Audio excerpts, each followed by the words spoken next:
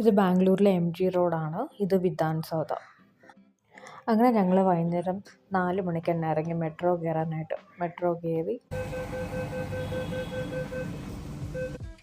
അങ്ങനെ വിധാൻ സൗധ കാണാനെത്തി. ഈ വിധാൻ സൗധ എന്ന് പറയുന്നത് ബാംഗ്ലൂരിലെ ഗവൺമെൻറ് ഓഫീസാണ്. അതായത് അംബേദ്കർ റോഡിലാണ് ഇതുള്ളത് കേട്ടോ, കബാൺ പാർക്കിൻ്റെ അടുത്തായിട്ട്. അപ്പോൾ വിധാൻ സൗധയുടെ അകത്തേക്ക് കയറണമെങ്കിൽ നമ്മൾ പ്രീ ബുക്കിംഗ് ചെയ്യണം അഡ്വാൻസ് ആയിട്ട്. അപ്പം 2ാമത്തെ 4ാമത്തെ സാറ്റർഡേയ്സാണ് അവൈലബിൾ ആയിട്ടുള്ളത്.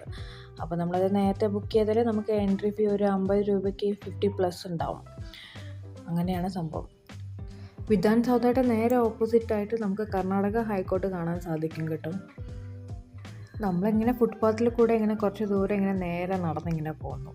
അപ്പോൾ ഇതിൻ്റെ അടുത്ത് തന്നെയാണ് നെക്സ്റ്റ് മെട്രോ സ്റ്റേഷൻ വരുന്നത്.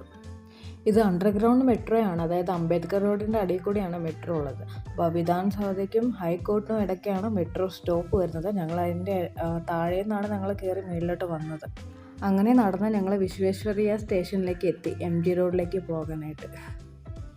അങ്ങനെ എം ജി റോഡ് എത്തി കുറച്ച് നേരം ഇവിടെ ടൈം സ്പെൻഡ് ചെയ്തു. ഈ എം ജി റോഡ് ബാംഗ്ലൂരിലെ ഹബ്ബാണ് ഷോപ്പിംഗ് ചെയ്യാനായിട്ടും ഡൈനിങ്ങിനും പിന്നെ നൈറ്റ് ലൈഫിനും.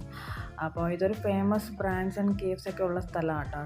അപ്പോൾ നിങ്ങൾ എന്തായാലും വന്ന് ഇവിടെ വിസിറ്റ് ചെയ്യുക. നല്ല രസമാണ് കാണാനായിട്ട്. ഇവിടെ ഞങ്ങൾ എപ്പോഴും കയറാറുള്ള പാഷി റോൾസിൽ ഞങ്ങൾ കോൾഡ് കോഫിയും റോളൊക്കെ കഴിച്ചിട്ട് ഇറങ്ങി. അങ്ങനെ തിരിച്ചു പോരുന്ന വഴിക്ക് ഞങ്ങളൊരു മാളിൽ കയറി. ഇവിടെ ഈസ്റ്റർ സ്പെഷ്യൽസ് ആയിട്ടുള്ള എഗ്സ് ഒക്കെ കാണാൻ പറ്റുന്നുണ്ട്. പിന്നെ ഞങ്ങളൊരു കരാമൽ ചീസ് കേക്ക് എടുത്തിട്ടുണ്ട്.